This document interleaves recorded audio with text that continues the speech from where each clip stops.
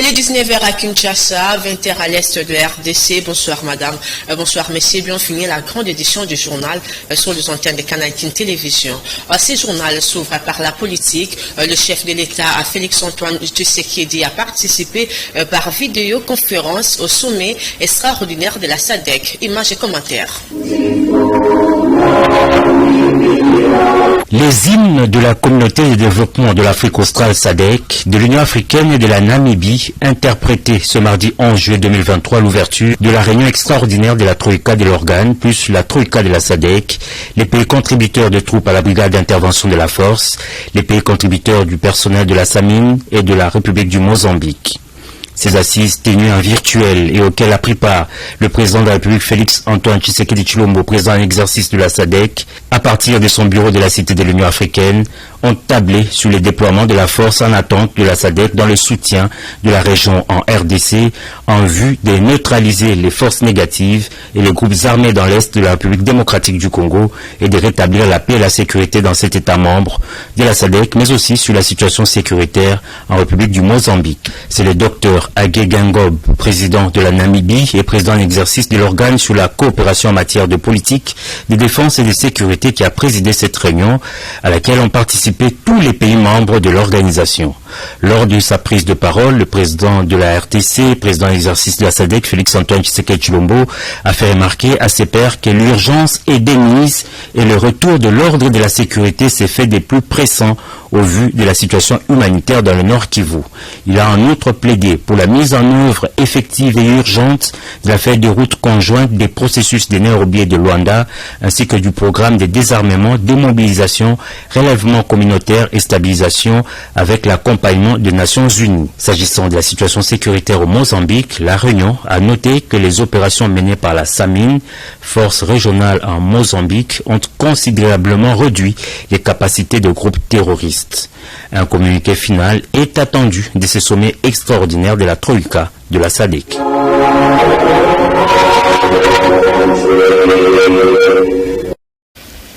Au nom du président de la République, le Premier ministre Jean-Michel Samba Lukonde a lancé les travaux du 12e atelier international de travail du réseau francophone de régulateurs de l'énergie. Reportage de Gilles Boulembe. Ces travaux qui connaissent la participation des 32 pays membres de Regular.fr sont organisés par l'autorité de régulation du secteur de l'électricité, arrêt en sigle sous le thème électrification au réseau. Dans son mot d'ouverture, le chef du gouvernement a fait savoir que la libération du secteur de l'électricité a marqué la rupture du monopole jadis consacré en faveur de l'État et a ouvert les portes à la concurrence pour les activités de production, de transport, de distribution, d'importation, d'exportation ainsi que de commercialisation de l'énergie électrique.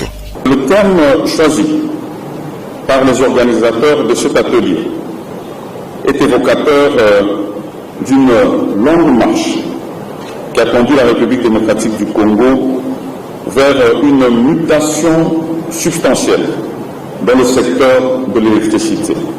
Cette libéralisation a donc marqué la rupture du monopole jadis consacré en faveur de l'État et a ouvert les portes à la concurrence pour les activités de production, de transport et de distribution, d'importation, d'exportation ainsi que de commercialisation de l'énergie électrique. Notre pays n'a pas attendu longtemps pour accueillir les premiers investissements.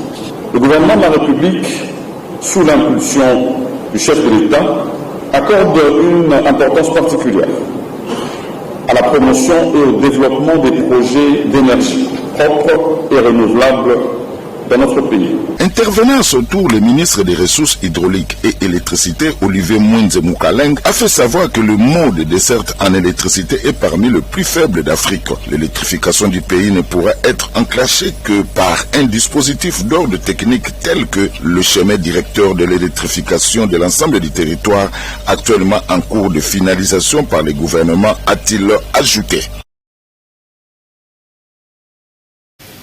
Et tout à fait autre chose, réuni autour du Premier ministre Jean-Michel Samba Lukonde, le membre du comité multisectoriel de riposte contre la COVID-19 examine la possibilité d'élever les mesures restrictives prises au niveau du pays pour lutter contre cette pandémie. Gilles Boulembe et pour les reportages. Le ministre de la Communication et Médias, qui a fait le compte rendu de la réunion, a indiqué qu'il était question au cours de cette réunion de tirer des conséquences vis-à-vis de l'évolution de la situation sanitaire, notamment celle liée à la COVID-19 qui, selon l'OMS, ne représente plus une menace pour la population. Il s'est agi de la réunion du comité multisectoriel de riposte contre la COVID-19. Vous savez qu'en conseil de ministres, il y a quelques semaines, le ministre de la Santé à ma gauche avait déjà déclaré que l'épidémie, la COVID ne représentait plus la menace mondiale. Au niveau de l'OMS, il y avait des mesures qui étaient prises. Et vous savez qu'il y a un décret encore en vigueur en République démocratique du Congo qui fixe notamment des mesures. Et dans cette réunion, il était question de tirer les conséquences du fait que la pandémie ne représente plus la même menace et d'envisager la levée des mesures suivant l'acte réglementaire qui avait été posé à propos.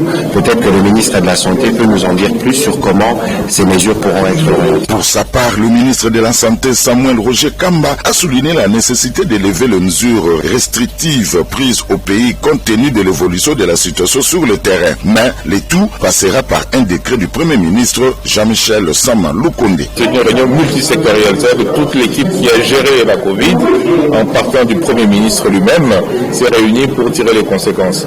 L'une des premières conséquences, c'est que l'OMS a levé l'urgence de santé publique de portée internationale. Et donc, nous allons travailler maintenant cet après-midi pour pouvoir rédiger des mesures concrètes que le ministre de la Communication pourra adresser à la population. Mais ce qui est certain, c'est qu'on va lever les mesures qui étaient déjà prises, pour notamment au niveau des frontières. Il s'est dénoté qu'avec la levée attendue de ces mesures, les tests et les vaccins Covid ne seront plus exigés ni à l'entrée ni à la sortie des frontières du pays. Et puis dans le cadre de la diplomatie agissante, le vice-premier ministre, ministre de la Défense nationale, Jean-Pierre Bemba Gombo, a reçu et dans son cabinet de travail à l'ambassadeur de France en RDC. Reportage de Jean Pinjondi rendu par Mario Ambongo.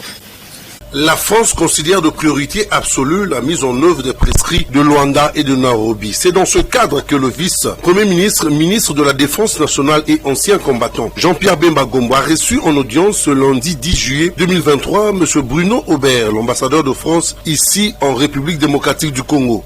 Évidemment, nous avons parlé de nos coopérations militaires et de défense, puisque la France est aux côtés de la RDC pour tout ce qui concerne l'exercice de sa souveraineté et lui donner toujours plus les capacités d'exercer sa souveraineté. Donc nous avons évoqué ces sujets comme nous le faisons régulièrement. Nous avons une coopération militaire de défense qui est importante et qui va certainement se développer dans de nouveaux domaines. Et puis également nous avons évoqué l'ensemble de la situation, notamment à l'Est bien évidemment. Et donc nous avons procédé à des échanges de vues qui sont toujours tout à fait utiles et constructifs.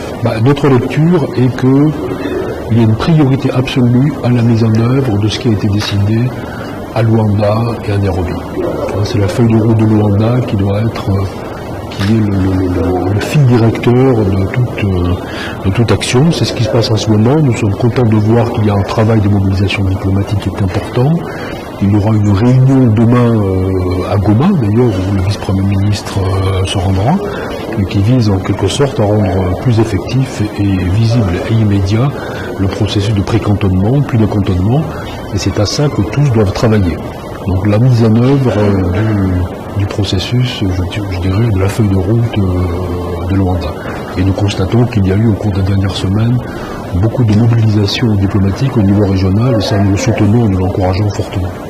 Et nous serons présents, nous serons comme observateurs, nous avons été sollicités pour y être, et nous suivons cela attentivement, bien évidemment. Parlons éducation à présent, le ministre de l'EPST, Tony Mwabakazadi, s'oppose à la spoliation de l'espace de Litigombe appartenant à l'EPST par le ministre de l'ESU. Reportage de Gilles Bolembe.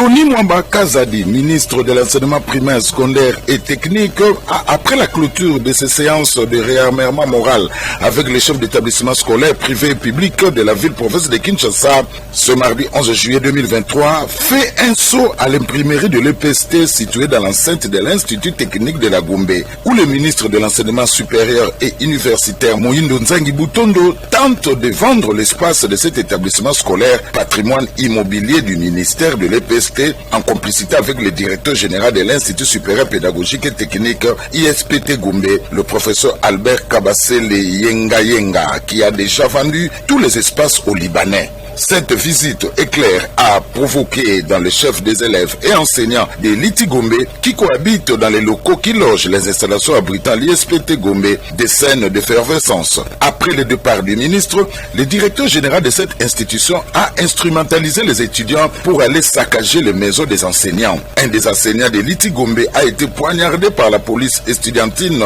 de cette institution supérieure. Il y a donc péril en la demeure et une intervention urgente du chef de l'État ou du gouvernement est attendue avant que ces spoliateurs ne réalisent leurs besoins pour besoin de la campagne électorale qui s'annonce. D'ores et déjà, le DG de l'ISPT érige le mur pour mettre les enseignants dehors et leurs familles pour réussir la vente de ces espaces aux Libanais qui ont tout conquis sur l'avenue Chaoumba. Pendant ces temps, le président de la RDC, Félix-Antoine Tshisekedi Tshilombo, a appelé le gouvernement à stabiliser le cadre macroéconomique, un message lancé à l'occasion du 63e anniversaire de l'indépendance de la RDC. Selon l'économiste Emery Kangodi Malongo, la bonne gouvernance de finances publiques constitue l'un des préalables majeurs pour la stabilité du cadre macroéconomique. Reportage des claviers et Dans son message adressé à la nation le 30 juin 2023, à l'occasion du 63e anniversaire de l'indépendance de la RDC, le chef de l'État, Félix Tshisekedi, a appelé les gouvernements à stabiliser le cadre macroéconomique en vue d'améliorer les conditions sociales de la population. À en croire l'expert en économie et gestion, Emery Kangodi Malongo, la stabilité du cadre macroéconomique passe préalablement par la bonne gouvernance des finances publiques. C'est l'ensemble des indicateurs qui présentent l'évolution de l'économie donnée. Et ces paramètres sont liés à la combinaison de plusieurs facteurs. Il y a certains qui sont internes et d'autres externes. Et généralement, ces facteurs sont soit conjoncturels, soit structurels. Généralement, les économistes se pensent à des solutions pérennes sur le plan structurel, où il faut penser à résoudre le problème des déséquilibres au niveau de la plupart des paramètres macroéconomiques. Quand nous regardons notre économie, elle est totalement extravertie. Et l'économie dépend de quelques secteurs, notamment le secteur minier. Et on a mis de côté, on a négligé d'autres secteurs qui pouvaient avoir aussi beaucoup d'effets d'entraînement sur le véhicule quotidien des Congolais. Prenons par exemple le cas du secteur agricole qui a été délaissé. On a priorisé les importations, pendant que nous sommes dans un pays où les terres arables n'en manquent pas. Ce n'est pas de la manière dont on a défini l'économie du pays, qui est extravertie, où nous dépendons totalement des importations. Il faut qu'il y ait d'abord une bonne gouvernance sur tous les plans. Il faut que tous ceux qui ont la charge de gérer la chose publique fassent en sorte que l'économie soit, les finances publiques soient d'abord bien maîtrisées, bien gérées. Il faut quelque part que ceux qui ont également la charge de s'occuper des autres secteurs de la vie nationale, chacun puisse faire son travail correctement. Écho de parti politique, le président de l'ICD, Martin Faïlou Madidi, a dans son point de presse tenu ce mercredi 12 juillet réaffirmé sa position de non-participation aux élections prochaines, relevé peu avant la rencontre entre les 4 leaders de l'opposition avec le président de la Commission électorale nationale indépendante et n'accompagneront pas ses pouvoirs dans le processus. Reportage de Mikonjoli.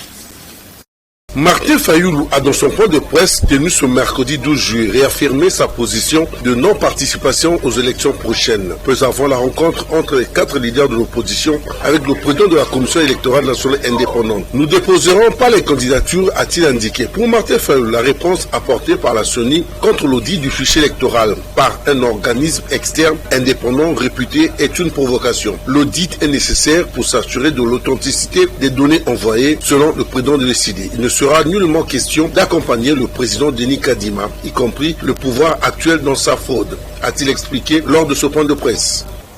De ce fait, nous réaffirmons notre position. En l'absence d'un fichier fiable, audité par un organisme indépendant réputé, en présence de délégués des parties prenantes, nous ne déposerons pas nos dossiers de candidature.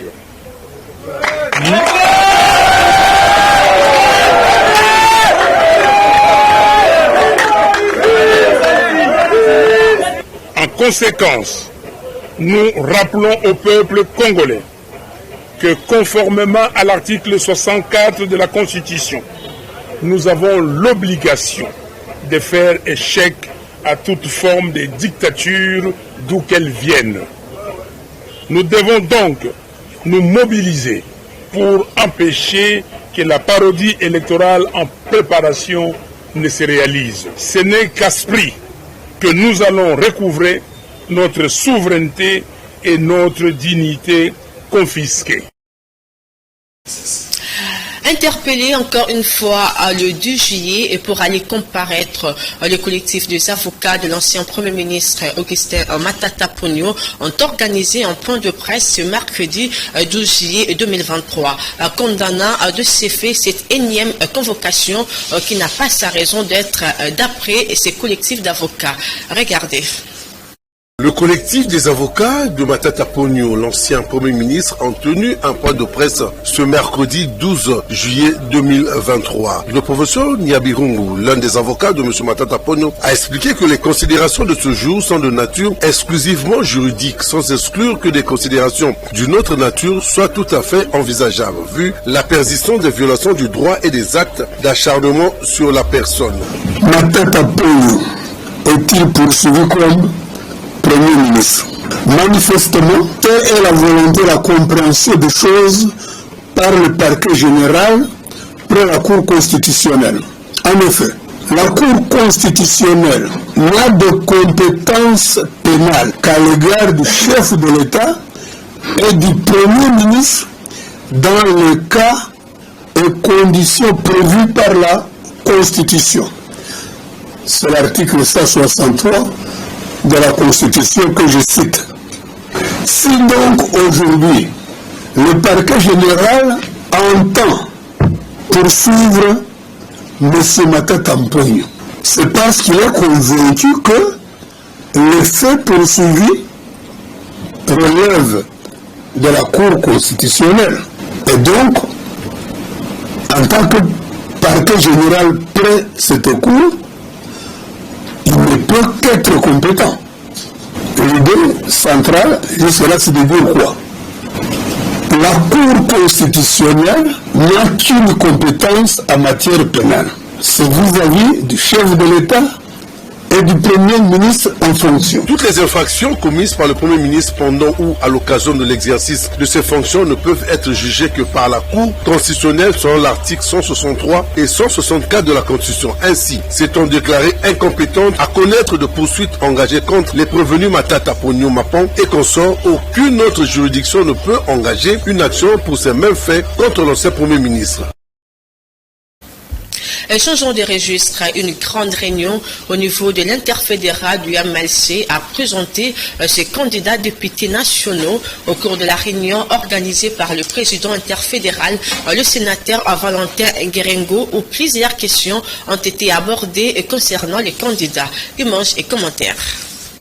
Les candidats députés nationaux du mouvement de libération du Congo et leurs suppléants de la ville-province de Kinshasa ainsi que les présidents fédéraux du MLC ont répondu présent à l'appel lancé par le président interfédéral de la ville-province de Kinshasa, le sénateur Valentin Guérengo. Ils étaient là tous, les candidats des 4 circonscriptions électorales de la ville-province de Kinshasa. Le sénateur Valentin Guérengo, à l'ordre du jour, la constitution définitive du dossier des candidatures. Pendant plus de 3 heures, le sénateur Valentin Guérengo a échangé sur ces candidatures et sur les voies à suivre. Appelez tous nos candidats, accompagnés de leurs 2 suppléants, plus le mandataire et le président fédéraux, pour le compte du MLC.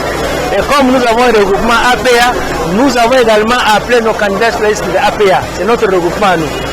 Nous leur avons expliqué comment les filles doivent être remplies. Nous avons expliqué aux candidats qu'ils n'ont à remplir que le C2 et le C3. Le reste, C5 jusqu'à C8, c'est le parti qui remplit. Nous leur avons dit que les C1 et les C4, c'est pour les indépendants. Donc, toutes ces informations ils ont reçues. Nous avons expliqué qu'est-ce qu'ils doivent amener comme pièce qui accompagne le fiche. Ils ont noté et nous leur avons donné un délai pour qu'ils remplissent C2 et C3, qui nous les amènent demain. Et à partir de demain dans l'après-midi, nous déployons dans toutes les situations pour introduire les candidatures du MLC. Jusque-là, comme on n'a pas eu trop de questions, nous pensons qu'il n'y a pas trop de difficultés, ils ont compris. La plupart des candidats l'ont déjà été au passé, donc ils savent. Les nouveaux, ils apprennent et ils se font expliquer par les mandataires ou par nous-mêmes. Donc nous restons ouverts à tous ces candidats, ils peuvent nous appeler à tout moment pour leur expliquer ce qu'il faut pour leur candidature.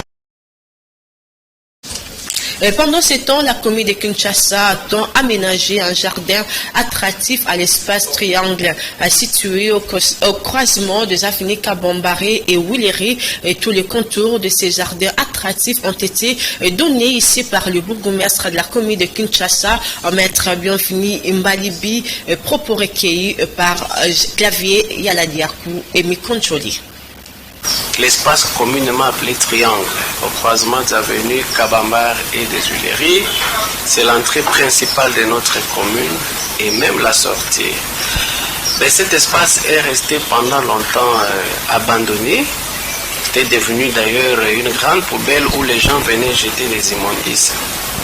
Alors, dans le souci de matérialiser la vision de son Excellence, Monsieur le gouverneur de la ville de Kinshasa, Gentini Ngwabila Kin Opeto, nous nous sommes dit au niveau de l'exécutif communal, est-ce qu'il n'y a pas lieu que nous puissions aménager cet espace-là? Et nous sommes arrivés à la décision de rendre cet espace un jardin, un espace vert, un espace qui soit attrayant, qui attire les gens, un espace qui va mettre en contact les gens avec la nature. Nous comptons planter de la pelouse, des fleurs en ces lieux-là. Les enfants de la commune de Kinshasa pourront se servir de cet espace pour se faire des photos. Donc, vraiment un jardin attractif. Le vieux, nous l'appelons comme ça, le vieux Sapo Kalima, c'est un monument pour la commune de Kinshasa.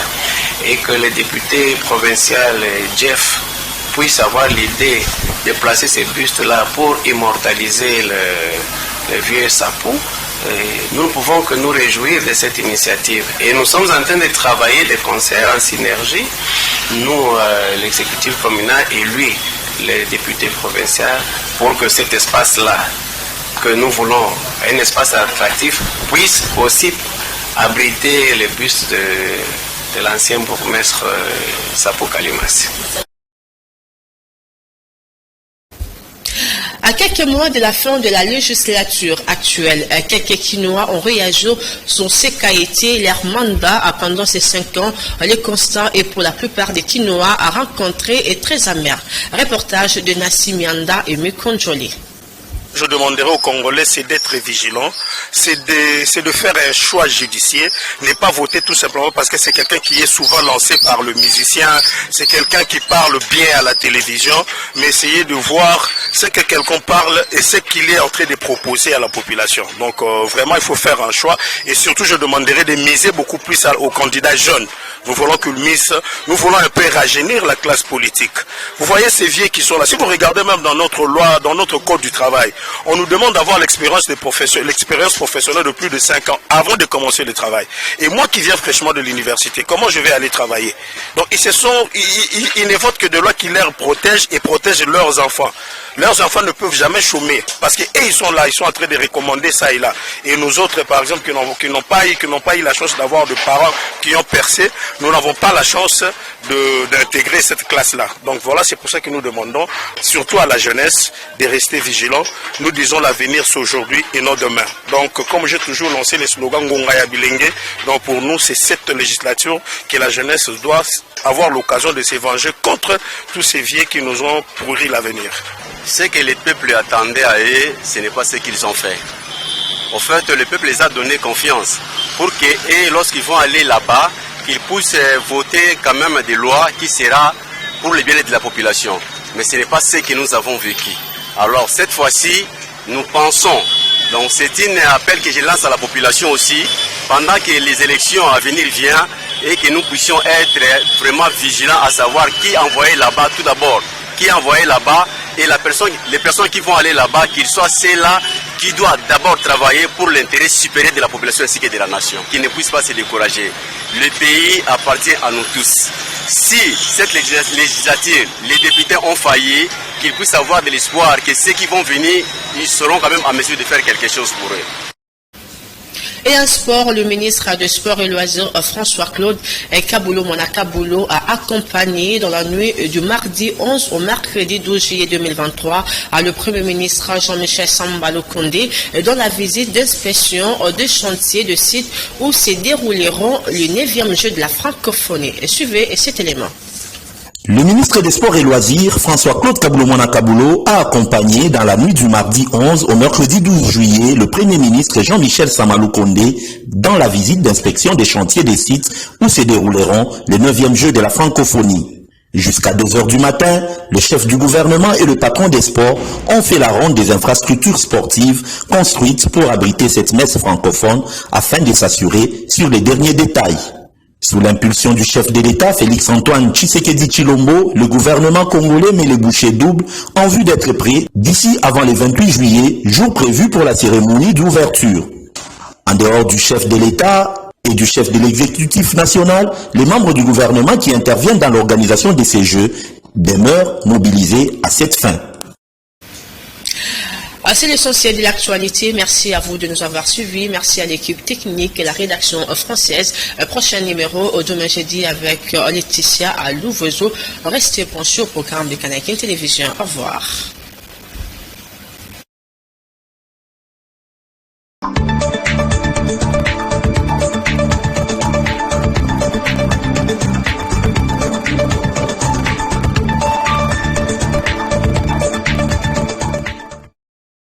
Nakosala nini mpona nzoto nasili kosala mpe nalemi nakosala nini mpona nzoto nasili kosala mpe nalemi. Communiqué nécrologique. Madame Mespi Aladiakou Koulamoyo, Madame Evelyne Koulamoyo et toute la famille Koulamoyo, Papa Nelson, ont la profonde douleur d'annoncer le décès de leur nièce, fille et petite-fille, Julie Yanfou, âgée de 9 ans, mort survenue le mardi 11 juillet 2023 des suites d'une courte maladie. En attendant le programme des obsèques, le deuil est observé en la résidence familiale située au numéro 43 bis de l'avenue Table Ronde dans la commune de Massina, quartier 3. Référence par Makofar. Ces communiqués tient lieu de faire part.